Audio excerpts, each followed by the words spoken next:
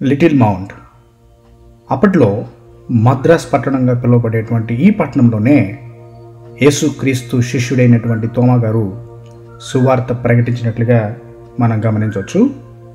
ఈ మౌంట్ మీదే ఇక్కడున్నటువంటి ప్రజలకు ఆయన సువార్త ప్రకటించి అనేక మందిని క్రీస్తు వెలుగులోకి నడిపించిన గొప్ప వ్యక్తి సెయింట్ థామస్ గారు. మీరు గమనిస్తుంటే ఈ చర్చికి అతి సమీపంలోనే విమానాశ్రయం ఉన్నట్లుగా మనం గమనించవచ్చు. అలాగే మీరు కూడా ఈ చర్చిని చూడాలి అంటే ఇది రైల్వే స్టేషన్కి కొంచెం దూరంలోనే ఉందని చెప్పవచ్చు. అయితే లిటిల్ మౌంట్ కానీ, సెయింట్ థామస్ మౌంట్ కానీ, అలాగే శాంతోమ్ అనేటువంటి ఈ 3 ప్రదేశాలు ఇక్కడ వారికి తెలియదు అంటే ఆశ్చర్యపోవాల్సిందే. ఎందుకంటే చిన్న పిల్లవాడికి కూడా ఈ 3 స్థలాలు తెలుసు. మీరు చూస్తున్నటువంటి ఈ యొక్క ప్రాంగణమే ప్రార్థన స్థలంగా భావిస్తూ ఉన్నాం. అలాగే ఇక్కడ మీరు గమనిస్తే కొండలో ఒక చిన్న గుహ ఉందండి. ఆ గుహలోనే థామస్ గారు ప్రార్థించి మరి రెస్ట్ తీసుకున్నట్లుగా మనం గమనించవచ్చు. ఈ యొక్క గుహ ఎక్కడుందంటే ఈ చర్చి లోపల, అంటే ఇందాక మనం బయట చూసినటువంటి చిన్న చర్చి ఇది. ఈ చర్చి లోపలే థామస్ గారు మరి రెస్ట్ తీసుకున్నట్లుగా మనం చూడొచ్చు. కేవ్ ఆఫ్ సెయింట్ థామస్ అనే ఈ ప్రాంతంలో మనం ఇప్పుడు ఉన్నాం. చూడండి, ఇప్పుడు వెళ్తున్నాం లోపలికి. ఈ గుహలోనే థామస్ గారు తన యొక్క జీవనాన్ని సాగించాడు, అలాగే సువార్త ప్రకటించాడు అని చెప్పొచ్చు. చూడండి, ఇదే ఆ అద్భుతమైనటువంటి ప్రదేశం.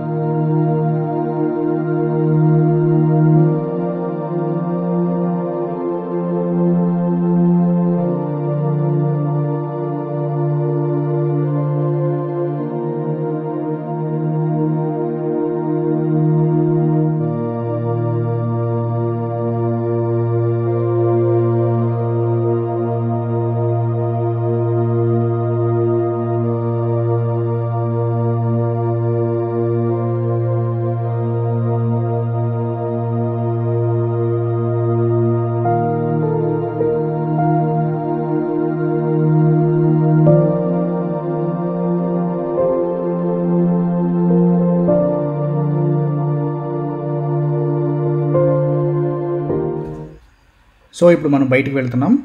ఇక్కడ కనుక మనం చూసినట్లయితే చాలామంది బయట మరి వచ్చి చూసిపోతూ ఉన్నారు. సో ఇక్కడ యేసు ప్రభు వారి సువార్త తోమా గారు ఏ విధంగా ప్రకటించాడనే చిన్న ఊహా చిత్రం అని చెప్పొచ్చు. సో అక్కడ స్వరూపాన్ని చేసి అలా పెట్టారు చూడండి. చాలా ఖర్చు పెట్టి చేశారండి ఇక్కడ. చాలా అద్భుతంగా ఉంది చూడటానికి ఇదంతా కూడాను. మరి మనము ఇప్పుడు ఏం చేయబోతున్నామంటే హోలీ ల్యాండ్ అనేటువంటి ప్లేస్కి వెళ్ళిపోతున్నాం. అంటే ఏం లేదు, యెరూషలేములో మనం చూసేటువంటి ప్రతి విషయాన్ని ఇక్కడ వీళ్ళు ఏం చేశారంటే చిన్న ప్రదేశంలో అన్నీ ఏర్పాటు చేశారు. సో మన యెరూషలేములో ఏవైతే చూడబోతామో అవన్నీ కూడా ఇక్కడ కూడా ఒక చిన్న సెంటర్ లాగా చేసి పెట్టారు, హోలీ ల్యాండ్ అని. సో ఇప్పుడు మనం అక్కడికి వెళ్ళబోతున్నాం. అలాగే అంతకంటే ముందు ఈ యొక్క చిన్న ప్రదేశాన్ని కూడా మనం గమనిద్దాము. ఇక్కడే థోమస్ గారు మరి తన యొక్క ప్రార్థనను అలాగే ఆయన యొక్క జీవితాన్ని గడిపిన మరొక ప్లేస్ని మనం చూస్తూ ఉన్నాం.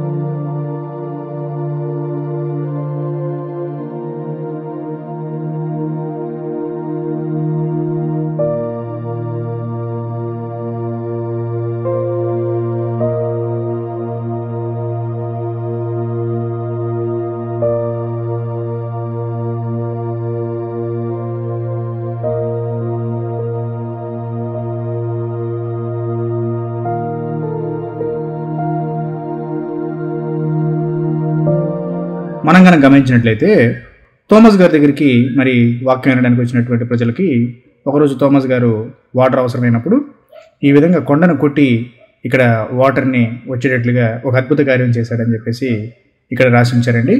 సో దేవుడు ఎంతైనా కూడా నమ్మదగిన దేవుడు.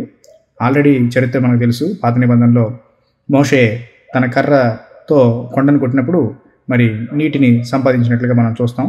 సో అదేవిధంగా ఇక్కడ కూడా హిస్టరీ రిపీట్ అయిందని చెప్పొచ్చు. సో ఇది చెప్పాలంటే చాలా ఆశ్చర్యంగా ఉంది. మన ఇండియాలోనే చెన్నైలో ఇలాంటి ప్రదేశం కూడా ఉంది అని చెప్పొచ్చు. సో ఇక్కడ ఈ జలము ఎప్పుడు కూడా నీటి ఊట వలె ఉప్పుకుతూ ఉందని చెప్పేసి ఇక్కడ వారు చెప్తూ ఉన్నారు. అలాగే ఇక్కడ బోర్డు కూడా పెట్టారు, ఒకసారి మీరు కూడా చూసి చదవచ్చు.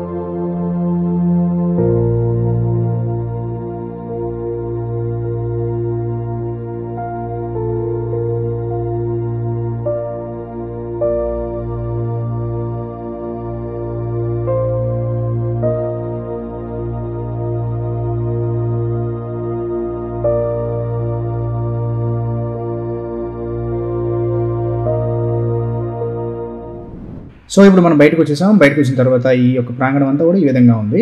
ఇప్పుడు మనం లిటిల్ మౌంట్ మీద ఉన్నాం అనమాట, కొండ మీద ఉన్నాం. అంటే చిన్న కొండే, పెద్ద కొండ ఏం కాదు, చిన్న కొండ. సో ఆ కొండ మీద మనం ఉన్నాం. ఇక్కడ చూస్తే యేసుప్రభు వారి యొక్క రెండవ రాకడ గురించి అద్భుతంగా ఒక స్వరూపాన్ని అయితే చేసి చూపించారు. అది చాలా పెద్దగా ఉంది, దూరం ఉండడం వల్ల చిన్నగా కనిపిస్తుంది మీకు. రైట్. ఇప్పుడు మనం ఏం చేస్తున్నామంటే ఇప్పుడు మనం ఈ పొజిషన్లో కనుక మనం చూసినట్లయితే అక్కడ లెఫ్ట్ గేట్ ఉంది కదా, ఆ గేట్ దగ్గర నుంచి మనం పెద్ద సొరంగం ఉందండి. ఆ సొరంగం లోపలికి వెళ్తే అద్భుతంగా యెరూషలేము యొక్క యాత్ర మొత్తం కూడా మనం చూడవచ్చు.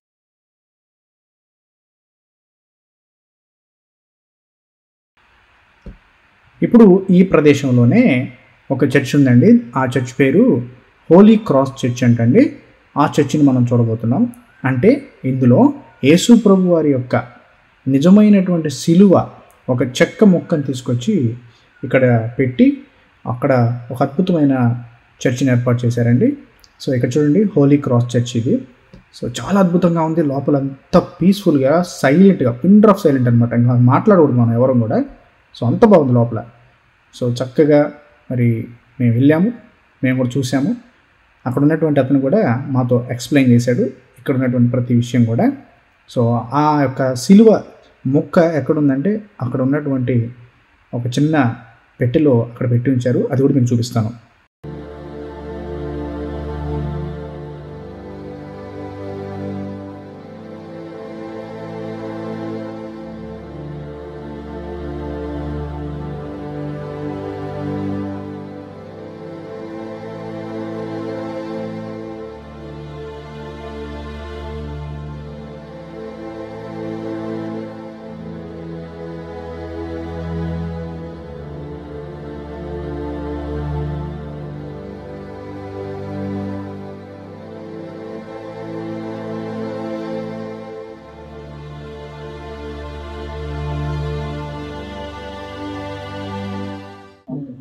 Last speaking, the next hour, Jesus died. Okay. This say Jerusalem, Calvary, Malay. Say no sound prayer, no sound song prayer or song or no mass alternation. Only sitting silent prayer. This stage, our own two relic in this stage. One relic, our Lord of Jesus. Original cross piece, small piece, speech, small piece inside. Another, our speaking, our Lord of Jesus spoken about Jerusalem church. Small stone is brought and fixing. Stone. Jerusalem church. Yes. Therefore, where that stone? Stone. Jerusalem church stone. Oh, church stone. Yes, church. Jerusalem church. This area, our Lord of Jesus, only cross piece, original small piece. Please read.